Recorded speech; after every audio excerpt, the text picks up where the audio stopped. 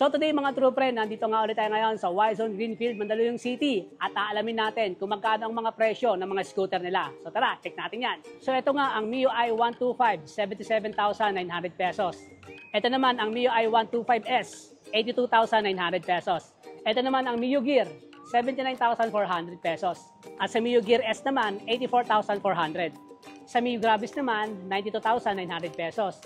Sa MIU Fazio naman, 92,900 pesos. Dito naman sa NMAX na hindi Y-Connect, ang presyo nito is 151,900 pesos. At kung naghahanap naman kayo ng NMAX na Y-Connect, ang presyo nito is 153,900. Ganito yung motor ko eh. Dito naman sa MIU Aerox, 123,000 pesos. Sa MIU Aerox S naman, 146,000 pesos. At kung naghahanap naman kayo ng X-Max 300, ang presyo nito is 306,000 pesos. O di ba ang saya nun? So ayun na nga mga true friend, ang mga scooters dito sa may Yamaha. Dito nga yan sa Y-Zone Greenfield, Mandaluyong City. Kaya naman kung gusto niyo pang makakita ng iba't ibang klaseng prices at itsura ng mga motorsiklo ng Yamaha, huwag niyo kalimutan na mag-like or follow sa ating Facebook page, sa YouTube channel, pati na rin sa TikTok. So paano? Ride safe and God bless!